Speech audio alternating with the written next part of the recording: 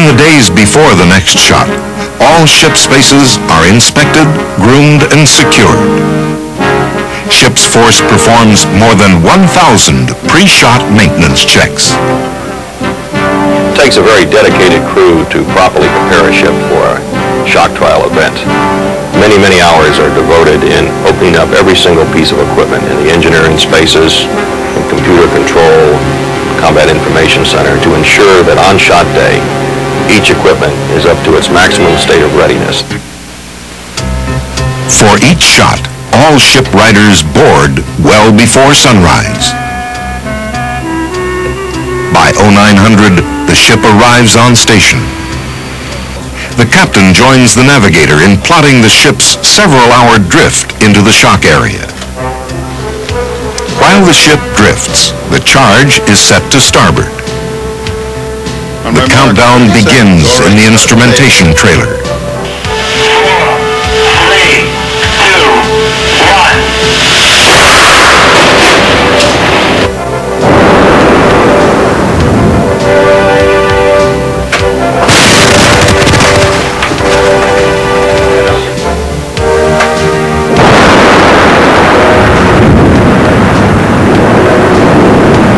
Missile canisters in the vertical launching system are filmed with high-speed cameras. You can see the effects of shock on an instrumented mannequin sitting at a console in CIC. In the computer room, members of the ship's force brace for shock.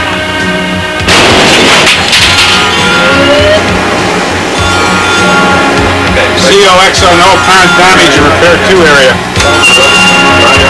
After each shot, readiness assessment reports flow to the shock trials team in the Hilo hangar.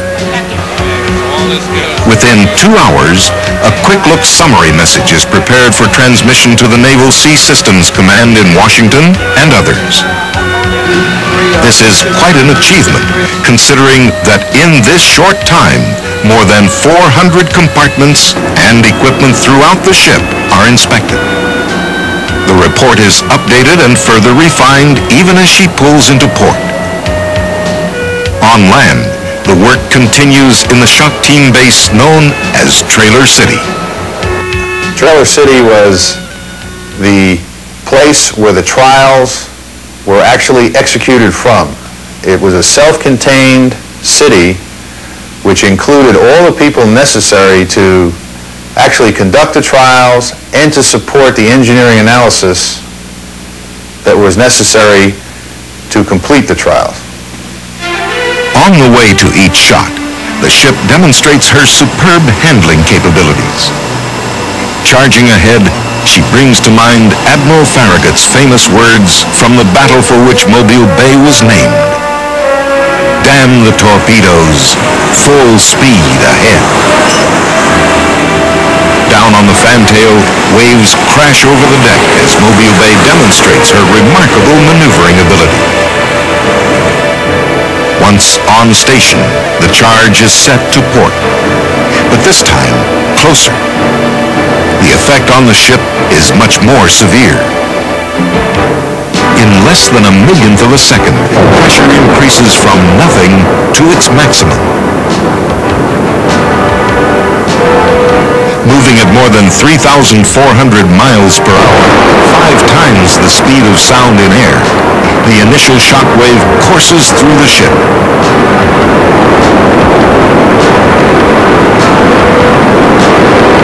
The first shock pulse contains the most energy. Some would say more than half the energy of the detonation.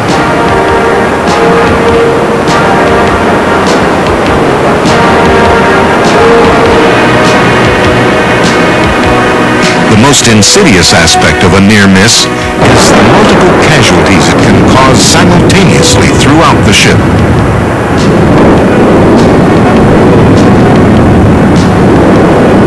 Although Shot 3 is severe, the ship performs better than expected.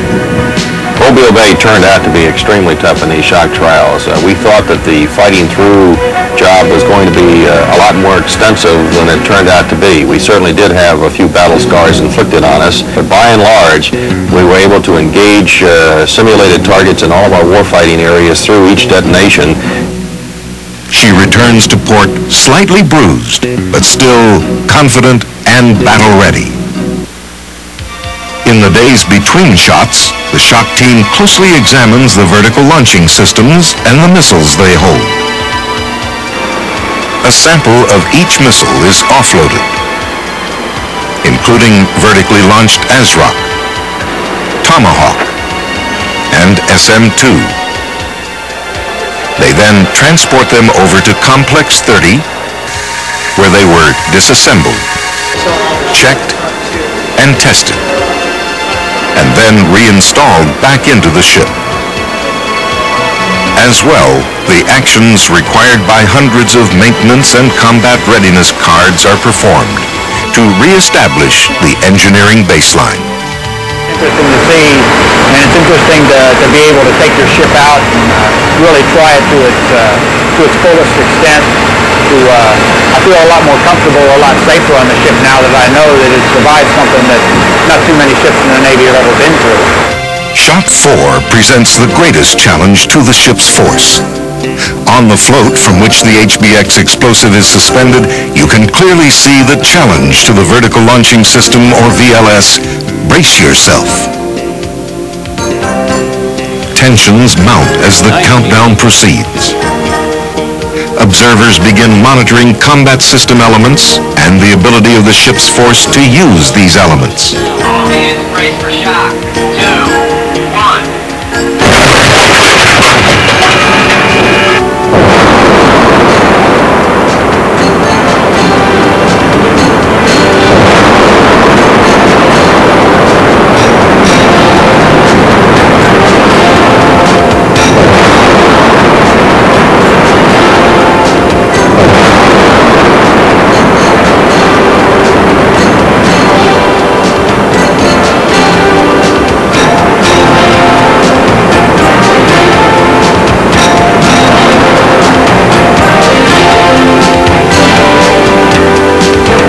Through the shock, combat personnel fight in simulations against real and mock enemies in all areas of warfare: air, surface, subsurface, and strike.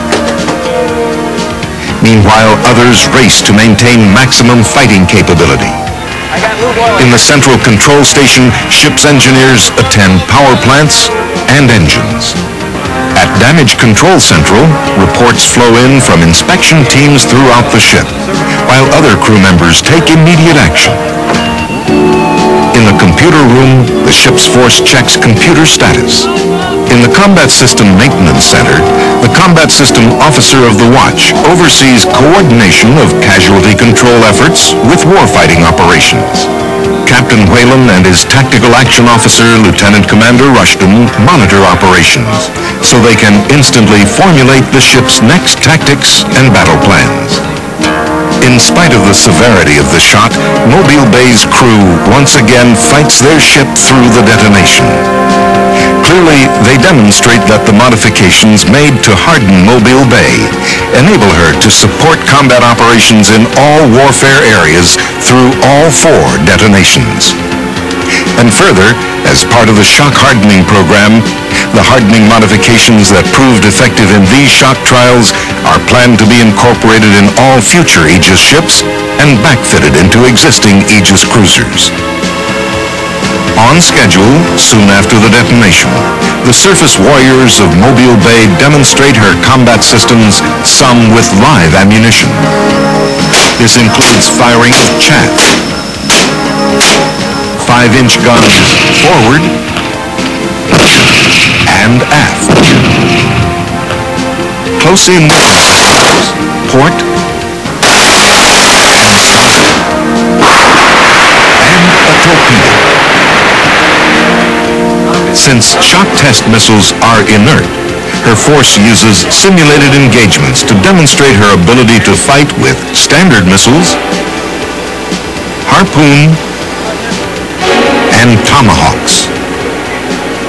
I clearly saw a demonstration of an ability to fight a ship far superior to anything that I've seen in my naval career. And I'd be proud to go and serve with you anytime, anywhere. The ability of the ship Mobile Bay to to sustain severe detonations, and the force Mobile Bay to fight through those very intense blasts, prove that the hull and Aegis combat system are built to withstand the punishment of war. And finally, the shock team Mobile Bay proves that the Navy's shock hardening program is making America's warships